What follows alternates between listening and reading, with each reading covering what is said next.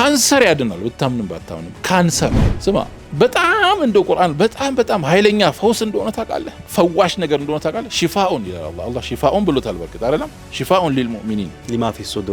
ሱዱር ብሎ ሁለት ነው ያለው